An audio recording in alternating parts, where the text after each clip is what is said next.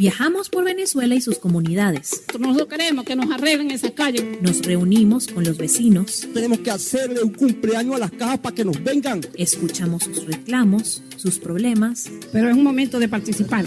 Y aportamos una solución. Para poder defender nuestra comunidad. Es lo que estamos aquí, participando. Periodismo de soluciones en acción. Bueno, amigos, bienvenidos a Venezuela Adentro. Hoy tenemos un gusto muy particular porque es una persona que yo respeto, aprecio muchísimo y además es un referente a la hora de hablar, en primer lugar, del sistema de aguas del país, pero no solamente del sistema de aguas, pues un hombre que trabajó en telecomunicaciones y que maneja muy bien esto que es necesario en la vida moderna hoy en día y en la nota moderna, porque bueno, ya desde hace mucho tiempo el hombre ha propiciado tener sistemas que fomentan la calidad de vida, como es el tema de los servicios públicos. Así que hoy hablaremos de eso, hablaremos de agua, hablaremos de luz, hablaremos de comunicaciones, y qué mejor que con José María de Viana, ingeniero y bueno, persona referencial para nosotros en ese sentido. José María, qué bueno tenerte aquí con nosotros en Venezuela Adentro. Bueno, estamos ya por terminar el año, un año que comenzó con expectativas económicas, algunos lo llamaron como una suerte de burbuja, pero termina complicado económicamente. Así que el hecho cierto es que quisiéramos, a la luz de esto, una revisión de cómo ves el sistema de servicios públicos en el país. Bueno, primero muchas gracias, Marisabel, y siempre un placer trabajar contigo, y más con el problema de servicios públicos, que para nosotros es más que un trabajo, una pasión. El tema de servicios públicos tiene distintas dimensiones, ¿no? Podríamos decir que efectivamente el país continúa teniendo un problema severo de servicios públicos. Hemos dicho que los servicios públicos se han convertido en la dimensión de la pobreza más terrible, porque es una dimensión contra la cual los ciudadanos pueden hacer poco. Es decir, los servicios públicos son de un colectivo, y cuando el Estado no lo hace bien, es difícil que cada uno trate de resolverlo por su cuenta. El tema en agua potable y en energía eléctrica sigue siendo malo. Tenemos un sistema de seguimiento de los servicios públicos que hace el Observatorio de Servicios Públicos Venezolanos, que hace encuestas telefónicas en alrededor de 9 ciudades importantes, y efectivamente en agua y en electricidad no hay buenas noticias importantes. Si no hay ninguna ciudad que haya mejorado considerablemente. Hay que decir que hay diferencias dentro del país muy importantes. Hay que decir que los estados andinos, fundamentalmente San Cristóbal y Mérida, tienen mejores condiciones de servicio que la mayoría de las ciudades, y que hay unas ciudades en donde el problema es especialmente severo. El servicio, en el caso de Maracaibo, en el caso de Ciudad Bolívar y en el caso de Margarita, la ciudad de Margarita, es muy severo. En el caso de la energía eléctrica continúa la situación, bueno, interrupciones, el servicio es inestable. Pero yo quisiera destacar que en el caso de telecomunicaciones comienza a haber algunas iniciativas muy interesantes. Y es que ha habido una importante innovación tecnológica en el desarrollo de una tecnología que tenía realmente unos cuantos años, pero que en Venezuela es relativamente reciente su utilización, que es lo que llamamos nosotros fibra óptica activa, pasiva. Pasiva significa que uno puede llegar a los hogares con fibra óptica, pero esa fibra óptica no tiene que estar energizada. Eso ha hecho, Marisabel, que el despliegue de fibra óptica por un conjunto de nuevos proveedores de servicios de Internet sea muy importante. Eso quiere decir que Conatel en algún momento, hace 3 años, dio licencias a más de 150 empresas pequeñas. De esas 150 empresas, no todas están trabajando, pero hay por lo menos entre 20 y 30 que están haciendo mucho. Eso quiere decir que está pasando una cosa interesante. Comenzamos a tener el país iluminado por fibra, y hay que decir además que para ellos ha sido más fácil entrar en los barrios más pobres. Entonces, un asunto que es interesante, que si esa política estuviera apoyada por el Estado en forma más vigorosa o por empresarios privados de mayor tamaño, sería más rápido. Pero hay que decir que en este momento en muchas ciudades del país comienza a haber servicios de Internet de primera calidad. Entonces, ese es un buen ejemplo de lo que hace un servicio público que funciona como un condominio. Yo quiero destacar que en esos barrios humildes de Maracaibo, de Caracas, de Porlamar, de Pampatar, donde se está desarrollando eso, que ocurre en Cumaná, ocurre mucho más capilar de lo que nosotros imaginamos. Lo que la gente paga por el servicio de Internet en los barrios humildes es cerca de $40.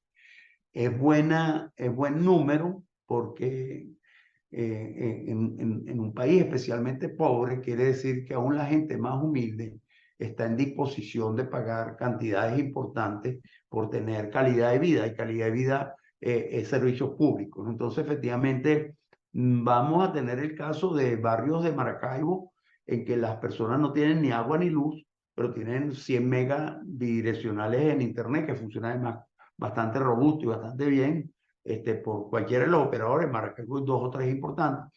Pero eso es muy interesante de lo que puede ocurrir, porque hoy en día, además de que está dándose el servicio a la gente más humilde, también es verdad que esos servicios tienen IVA y por lo tanto el Estado está recibiendo unos aportes que son considerables. Pues el IVA y los impuestos de telecomunicaciones son importantes. Pero desafortunadamente no vivimos solamente de tener Internet.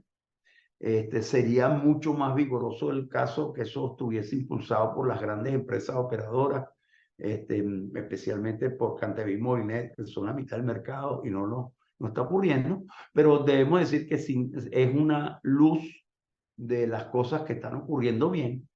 En agua y en energía eléctrica no les puedo dar muchas buenas noticias. Inclusive en el caso de Ciudad Bolívar, que lo comenté, es un caso sorprendente. Ciudad Bolívar es una ciudad que está abastecida principalmente desde el embalse de Guri por una enorme tubería conectada por gravedad.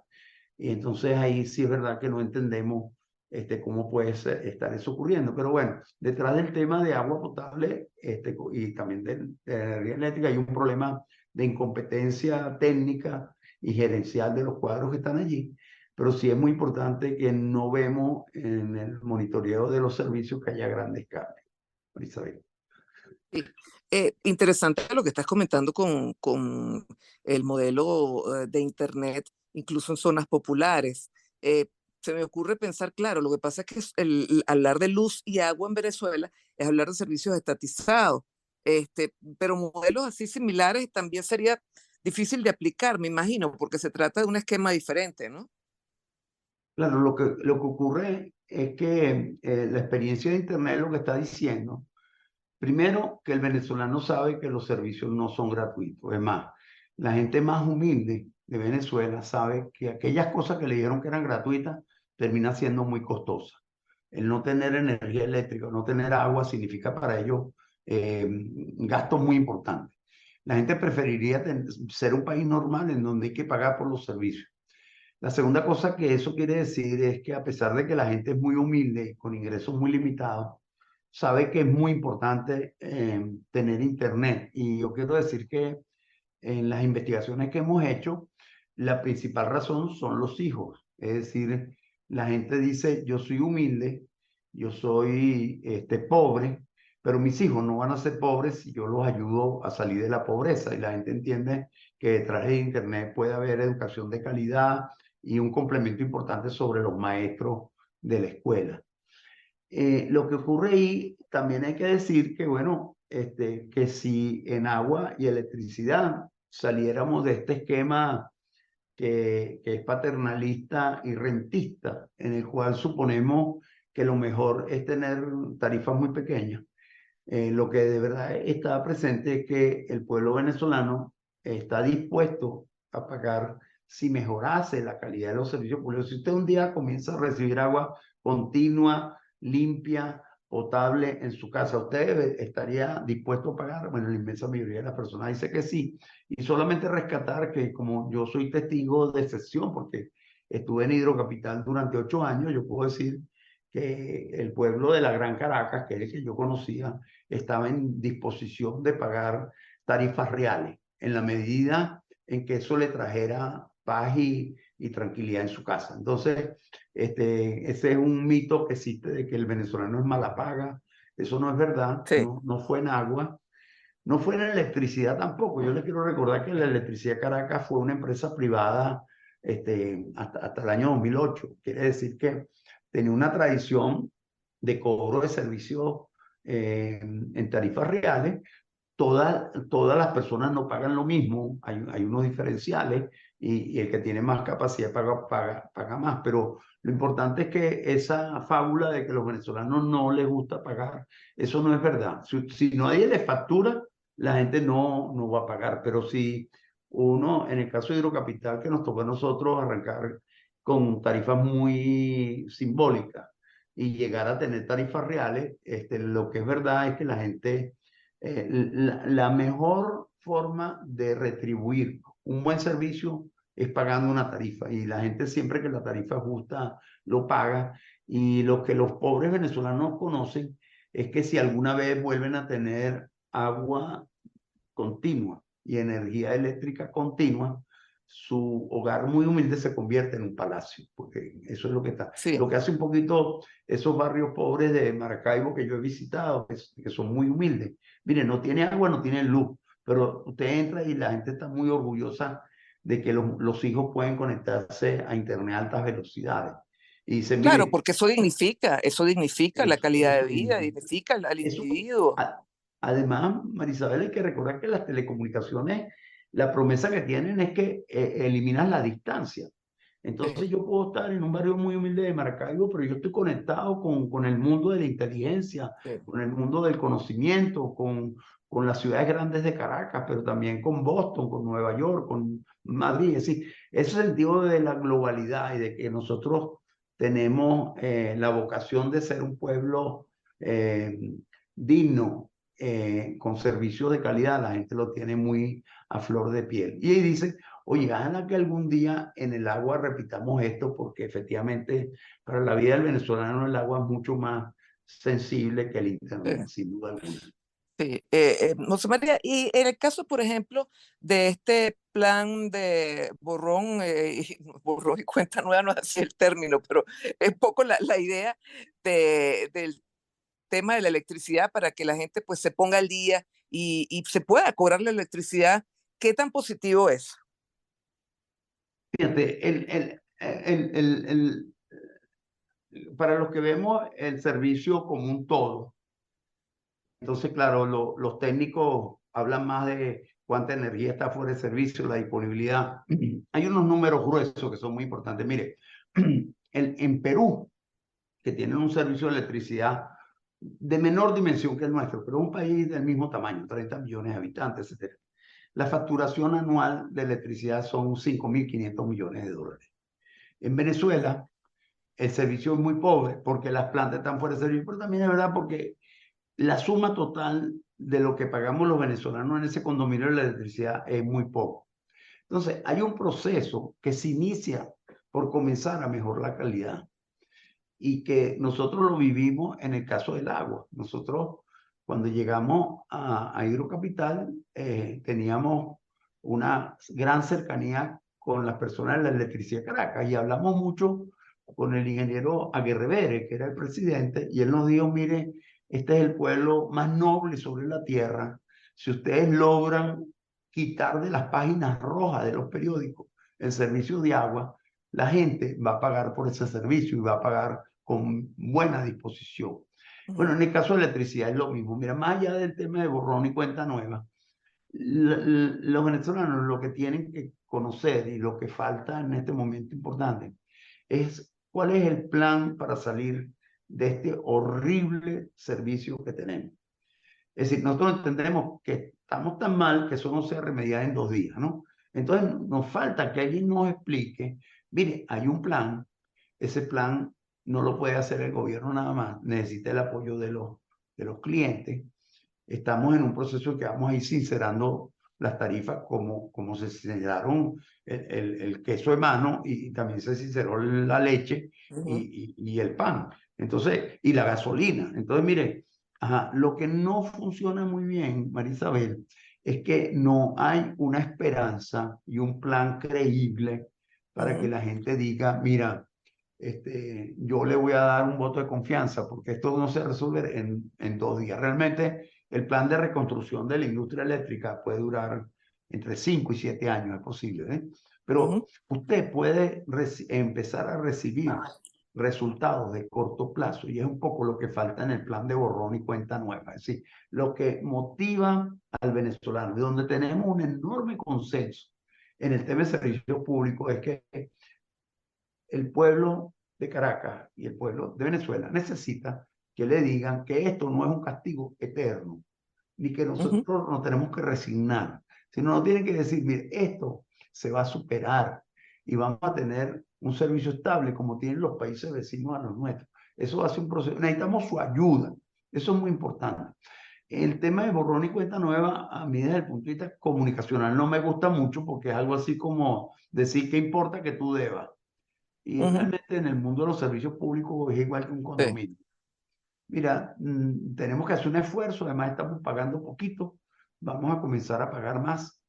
Un síntoma de que el sistema eléctrico comienza a corregirse es cuando los venezolanos estén dispuestos a pagar un poco más para que el servicio funcione mejor. Y eso es un poco lo que está faltando. En el caso de agua, mucho más, Marisabel, hay ciudades de Venezuela que con acciones relativamente, eso sí, más inteligentes que con dinero, tú podrías cambiar la situación muy rápidamente.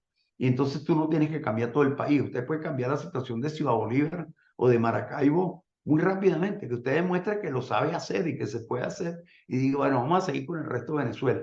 En el caso eléctrico es un sistema nacional y es un poco más difícil, pero pareciera que yo empezaría con acciones muy importantes en la ciudad de Maracaibo y en general en el occidente, donde el servicio eléctrico realmente tiene un desequilibrio muy importante, entonces tenemos suspensiones de servicio prácticamente cotidianas de larga duración. Ahí valdría la pena hacer un esfuerzo para poner a funcionar las plantas térmicas de Maracaibo, por ejemplo, para que tengamos generación local mejor. No está ocurriendo eso. El tema de los servicios todavía no está en la epidermis de quienes gobiernan Venezuela, entonces no está entre las tareas de importancia. En otro tiempo, los gobiernos que yo conocí tenían mucha sensibilidad por esto que estamos diciendo y motivaba una acción política que está destinada fundamentalmente a restablecer los servicios, porque los servicios que hoy tenemos no son dignos de Venezuela ni de su gente. Bueno, preguntas desde Alto Barinas. César pregunta, ¿qué información maneja, si maneja, sobre las plantas generadoras de electricidad para la zona de Barinas y Eje Andino? Fíjense, lo que está pasando es que el sistema venezolano es un sistema mixto. Producimos una buena parte de la energía, afortunadamente, en el complejo de generación del Caroní, que además ha comenzado a tener, a pesar de que necesita reparaciones y podría generar más, y tenemos un aprovechamiento importante que es Tocoma sin terminar. Todo eso es verdad. Pero también es verdad que las plantas básicas, la industria básica de Guayana apagaron y por lo tanto tenemos una capacidad de generación importante. Lo que ha venido ocurriendo es que ese es el sistema que está soportando la dura carga de todo el país. Por supuesto que los estados del occidente que reciben esa energía por el sistema interconectado son los que están en situación más débil, porque además del sistema hidroeléctrico, nuestro sistema tiene una enorme cantidad de plantas que están basadas en termoelectricidad, que son máquinas que funcionan o con gas, con fuel oil, pero con combustibles fósiles.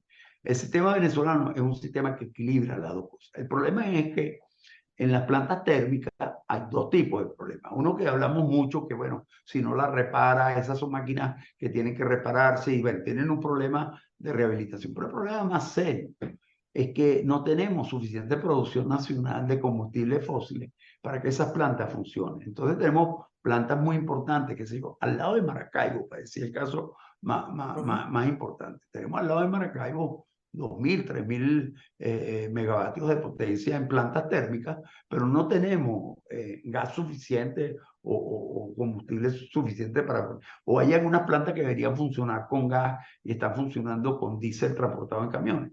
Entonces, ahí el problema es que para que usted tenga una generación en todo el occidente, necesita que además de las plantas hidroeléctricas occidente que existe, que fundamentalmente es el Uribante y Capares, unas plantas de generación térmica, anteriormente alimentadas fundamentalmente por gas, comiencen a funcionar. Y eso está ligado que la mayor parte del gas que produce Venezuela es asociado, y con la reducción en la producción petrolera también se redujo la producción de gas. Entonces, la respuesta corta es, mire, mientras Barinas y los estados del occidente dependan de Guri, tienen un problema serio, porque además son el final del camino, pues después que han repartido energía en Caracas y en el centro y en Oriente, es cuando llega a Occidente, y entonces eso hace además que la transmisión es muy frágil. ¿Cuándo en Occidente habrá un servicio estable? Cuando las plantas térmicas que están allá en el Vigía y en Portuguesa, en esos estados que están netamente fuera de servicio, comiencen a funcionar. Donde hay que necesidad de reparar las plantas, pero hay que resolver el tema petrolero. Las dos cosas están muy ligadas para que entendamos que no es sencillo, porque hay que resolver el tema petrolero también. Y como ustedes saben, el tema petrolero está muy ligado a todo el tema de que vuelvan a producir petróleo las grandes transnacionales que son socias de PDVSA en Venezuela. Claro. Bueno, esta pregunta de alguna manera ya la respondiste. Desde Guanares preguntan cuál es la realidad del servicio eléctrico con respecto al plan Borrón y Cuenta Nueva. Ya de alguna manera la respondiste también. ¿Qué se trae el régimen? Dice con esta medida cuando el servicio está en decadencia. Bueno, imagino que lo que hay detrás de todo esto es, bueno, necesidad de cobrar, ¿no? Pero tal vez el planteamiento, como lo señalabas, no era el más idóneo. Nos vamos a Lara y ahí Ana pregunta, ¿por qué acá todas las noches nos quitan la energía eléctrica que interrumpe 15 minutos, los 15 minutos de agua que tenemos? Bueno, aquí se mezclan las dos cosas, porque te quitan la electricidad y entonces, bueno, el agua que tiene que llegar, sobre todo si es en edificio, al último piso, por las bombas, pues no funciona. Dice, siendo que en este momento no podemos esperar cambios contundentes, ¿cree usted que la protesta pacífica de las comunidades sirve para algo? Dice, por cierto, en este momento no tengo energía eléctrica. Bueno, ese es un reclamo que nos pone muy tristes, porque eso que está pasando no tiene por qué ocurrir, ¿no? El tema muy sencillo es que el sistema funciona en base con las grandes plantas hidroeléctricas que tenemos en el Caroní, y los picos en la noche, cuando nosotros comenzamos a utilizar más corriente, que es alrededor de las 8, las 9 de la noche, en ese momento ese desequilibrio no funciona, porque la entrada de las plantas térmicas que producían en punta, que decimos nosotros, no está ocurriendo.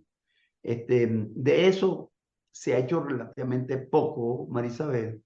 Si bien es verdad que está aumentando lentamente la producción petrolera y estamos alrededor de los 700.000 barriles, especialmente con las últimas licencias que se le han dado a Chevron y a otras empresas, y que ojalá pudieran producir más. Nosotros, para resolver el tema del occidente y también de Barquisimeto, está muy ligado que tengamos capacidad de tener suficiente combustible para que las plantas térmicas funcionen de manera confiable. Pero más que eso, yo quiero poner en el asunto que hay un problema en que las instituciones se debilitaron en este tiempo. ¿Por qué? Bueno, porque mire, en Barquisimeto teníamos una compañía del Estado que se llamaba Enelvar, y nosotros en Maracaibo teníamos una empresa del Estado que se llamaba Enelven. Pero ambas empresas, por ejemplo, traían una tradición interesante cuando fueron originalmente compañías canadienses. Entonces, a pesar de ser una empresa del Estado, eran muy profesionales, muy dedicados a sus clientes, muy apasionados por las cosas. Entonces, es así como la Electricidad de Caracas, o yo podría hablar de Delca, que también es una gran empresa del Estado. Pero mire, pasó que nosotros cometimos un error muy importante en el año 2008. Ahí se hizo dos errores terribles. Primero, se convirtió todo eso en un solo monopolio que funciona desde Caracas. Es decir, anteriormente había unos señores pensando 24 horas al día qué hacer en Barquisimeto y qué hacer en Maracaibo y qué pasar en Caracas. Bueno, el segundo problema que se hizo fue estatizar eso. Así que además de eso, lo convertimos en Estado. Y para completar los males, comenzamos a decir que no era necesario tener talento. Entonces, claro, nosotros teníamos al frente de las grandes empresas eléctricas a gente de una carrera profesional muy grande, de un enorme conocimiento, de gente gerencialmente muy valiosa, el doctor Efraín Carrera, el doctor Francisco Guerrevere, en fin. Bueno, entonces empezamos a jugar con eso y entonces se perdió el talento. Esas empresas están muy disminuidas. Yo quiero decirles que siempre hemos dicho que más importante inclusive que las cosas físicas, la preocupación que tenemos, lo que tenemos más tiempo y más experiencia, es la reconstrucción institucional de unas empresas de servicios profesionales. Profesionales quiere decir de gente que se deba a sus clientes y no al gobierno. Es decir, Claro, yo claro. cuento mucho, Marisabel, que yo estuve en Hidrocapital al final casi 7 años y yo visité en forma muy esporádica Miraflores. Yo recuerdo que al final fui 6 o 7 veces en 7 años. Y tú dices, bueno, ¿y por qué? Bueno, pues no tenía nada que hacer en Miraflores. Yo tenía que Claro, hacer claro. con los clientes. Ese era el mandato. Ese era un poco... Entonces, claro, eso hay que cambiar las cosas. Yo pienso que antes de que se arreglen las cosas físicas, hay que arreglar las organizaciones. Mire, entonces ahí cuando comienza a mejorar la cosa, cuando el responsable de la energía eléctrica primero sea regional y que el jefe regional de Barquisimeto viva en Barquisimeto. En segundo lugar, cuando ese señor se ocupe de las cosas de Barquisimeto y ese señor sea profesionalmente inteligente, competente y empiece a formar un grupo de gente talentosa. Mire, eso es una buena señal. Eso no ha empezado a ocurrir. Yo no lo conozco ni en ninguna de las empresas de agua, ni en ninguna de las empresas eléctricas. ¿Qué pasó en telecomunicaciones? Bueno, que lo están haciendo los privados. En todas esas empresitas que hay, Full Data, MDS, son muchas empresas. En todas ellas hay un joven profesional muy competente que está haciendo que en su región la mayor cantidad de gente tenga fibra, lo que decimos en el mundo de las telecomunicaciones, alumbrar las casas con fibra, que es así lo que pasa. Anda, eso mismo. Y una cosa interesante, hay competencia y entonces, Hay una bueno, eso competencia. genera mejores tarifas, mejor calidad de servicio. Y alguien podría pensar de principio, Marisabel, es que la gente en Venezuela que tiene un sueldo mínimo de $20 no puede pagar eso. Pues mire, la gente busca la manera para tener un internet bueno para que sus muchachos puedan estudiar y puedan ser. Hay un señor que nos decía en Petare, Marisabel, el pobre aquí soy yo, los hijos míos no van a ser pobres, porque mis hijos Qué están bonito. estudiando y aprendiendo día y noche, y el señor tenía una casa de zinc, ¿me entiendes? Es decir, Wow. la gente está muy clara en que los servicios públicos, la forma en que haya calidad de vida, pero mire, para tener servicios públicos de calidad es necesario que la dirección de esas empresas sea profesional, que sean verdaderos servidores de la gente, que pasen más tiempo en asambleas con los vecinos que en reuniones en Miraflores. Y esas son un poco las claves que yo recuerdo, ¿no? Oye, y entonces si usted vuelve a eso, eso significa que si hay un plan serio en que usted dice, bueno, mire, el sufrimiento de los venezolanos más importante y el que podemos resolver en menor tiempo es el sufrimiento de los servicios públicos. Y eso un gobierno sensible debería tomar porque además es un proyecto político valiosísimo. Usted puede conseguir enorme fidelidad de los ciudadanos si usted le resuelve el tema de agua potable a la gente de Ciudad Bolívar. Usted hace es memorable el asunto. Ahora, hasta el momento yo no tengo que reportar ningún caso en el caso de agua potable y tampoco en energía eléctrica. Sí. Bueno, desde Barinas, Lorena pregunta lo siguiente: considerando la necesidad urgente de mejorar los servicios en el caso hipotético de que se privatizaran algunos servicios públicos, tomando como ejemplo el servicio de Internet, ¿cree que la sociedad general sí está de acuerdo y pague correctamente los costos que implican este servicio? Interesante pregunta. Fíjense, bueno, primero hay unos servicios que transferir al sector privado es más sencillo. Telecomunicaciones es muy sencillo porque hay que recordar que hasta el año 2007 las telecomunicaciones eran privadas. Y el mejor ejemplo de que las personas estaban dispuestas a pagar el servicio es precisamente que tanto Cantevi y Movilnet, a mí me tocó el privilegio de trabajar en Movilnet, nosotros teníamos tarifas reales. Y con las tarifas reales que teníamos, dábamos un servicio social gigantesco, teníamos una cobertura estupenda, es decir, inclusive nosotros, todo el sur del Amazonas y todo el sur del Apure y la zona fronteriza con Colombia se equiparon con cobertura móvil, y demostramos que en el tema de servicio público hay un tema de servicio masivo. Así, cuando tú tienes en otros servicios pocos clientes, la cosa no se puede hacer, pero en el caso de, en algún momento en Movilnet llegamos a tener 12 millones de clientes. Entonces, entre todos, pagando cada uno lo que tenía, eso funcionaba. No, realmente, además, la mayor parte del servicio era prepago, así que no hay ninguna forma de decir que la gente no lo pagaba. El que no tenía su servicio al día no recibía mensajes, no enviaba mensajes de texto, sí podía recibir. Miren, en el caso de la electricidad, hay una tradición muy larga en Venezuela de empresas privadas que funcionaban. Funcionaba la electricidad de Caracas y la electricidad de Valencia. Hasta hace poco la electrificación de Yaracuy también era privada.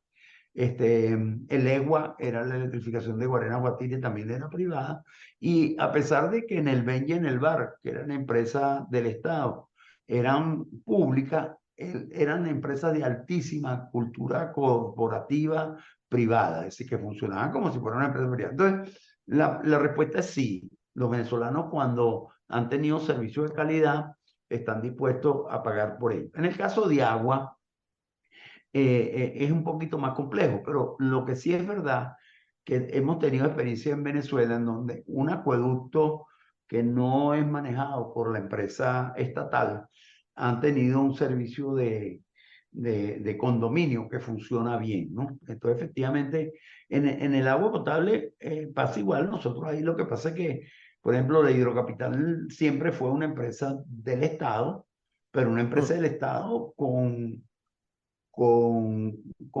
conducta y práctica de empresa privada. Eso quiere decir que era auditable, que en la junta directiva había presencia de directores externos, inclusive representantes de los vecinos, y bueno, y era una empresa que reinvertía lo que cobraba en eso. Entonces, hay una experiencia en Venezuela de buenos servicios públicos que están soportados en que es decir, los servicios públicos funcionan porque el condominio funciona. Es decir, cuando yo digo que en algún momento Movilnet facturaba 2.000 millones de dólares, eso quiere decir que esos 10 millones de clientes pagaban oportunamente su servicio, y eso hacía que esa empresa era muy valiosa. ¿Por qué valiosa?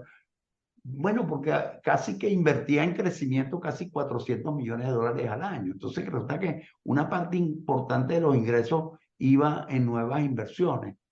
Entonces, la respuesta es sí. Toda la tradición venezolana en servicio es buena, no solamente de empresas de excelencia, sino también de clientes que están dispuestos a pagar por el servicio. Mire, y después de todo lo que estamos pasando con los servicios públicos, las encuestas que yo conozco, cuando usted le dice a las personas si pagando algo más en agua pueden tener un servicio continuo, ¿cuánto vale eso?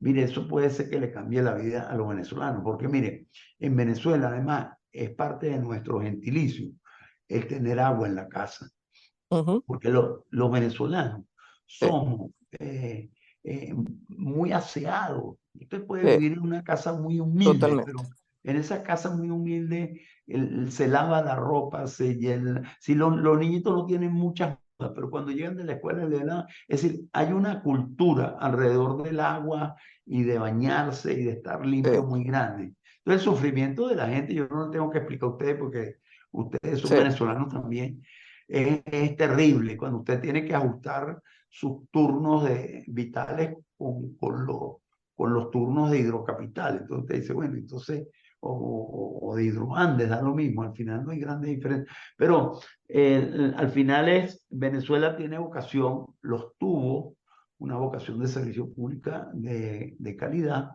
y tiene razones para tenerlo. Miren, entre otras cosas, porque hay países que tienen servicios públicos, porque la infraestructura que tienen es muy precaria. Usted va a cualquier país pobre de África y resulta que la gente no tiene equipo. Pero es que en Venezuela la infraestructura que tenemos está dañada, hay que repararla, pero existe, mire, existe. Es un enorme privilegio. En energía eléctrica tenemos casi el 70% de la capacidad instalada fuera de servicio, pero está construida, es decir, usted tiene forma de ponerla. José María, ya para finalizar, como última pregunta, ¿cuánto tardaría en recuperar el esquema de servicios públicos del país, por lo menos para tener cierta normalidad? Fíjense, nosotros hicimos un ejercicio cuando hicimos el ejercicio del Plan País. Digo, bueno, mire, en algún momento el país va a necesitar reconstruirse y en el caso del servicio público es de las primeras cosas que hay que hacer. Primero, por razones políticas. Yo dije antes, un gobierno que quiera tener éxito va a ser muy importante que él resuelva el tema de los servicios públicos, pues le permite tener una fidelidad y una aceptación de los gobernantes. Pero segundo, porque eso puede hacerse mucho más rápido que la economía. Entonces, respondiendo a tu pregunta, Marisabel, el plan de recuperación de salida de la emergencia tardaba 3 años. Pero además quiero decirte que en algunas ciudades yo estoy convencido que tú sientes cambios importantes, por ejemplo, en agua potable antes de 6 meses, ¿sí? Y en el caso de telecomunicaciones, quizás es más rápido, porque en caso de telecomunicaciones, fundamentalmente lo que está muy atrasado es CanTV y Movilnet, que es la mitad del mercado. Pero mira, con todos los defectos que podamos decir, que las inversiones han sido pocas y tanto Digitel como Movistar pueden ponerse al día muy rápido. Entonces, la respuesta corta va a ser un proceso muy largo, pero antes de 3 años usted va a notar unos cambios sustanciales en todos los servicios públicos que van a generar una esperanza de que hay que continuar en eso. ¿Cuándo van a ser los mejores del mundo? Bueno, a lo mejor tardamos 10 años en lograr eso, pero con toda seguridad lo que es importante es que mostrar en agua y energía eléctrica que van en el camino correcto de restablecer las condiciones de calidad de vida de los ciudadanos. Bueno, José María, muchísimas gracias de verdad por haber aceptado este foro, haber estado con nosotros, haber respondido nuestras preguntas y por allí pues están felicitándote por tu intervención y bueno, por tu análisis. Así que bueno, para nosotros es un gustazo siempre tenerte aquí. Para mí también, Marisabel. Lo quiero mucho. Bueno, un besote, cuídate mucho. Y ustedes, amigos, muchísimas gracias por habernos sintonizado. El próximo foro, pues muy pendiente allí con nosotros en Venezuela Adentro. Un abrazo. Esto fue Venezuela Adentro. Síguenos en Twitter e Instagram como @VE_Piso_Adentro o puedes escribirnos por nuestro correo electrónico veadentropodcast@gmail.com.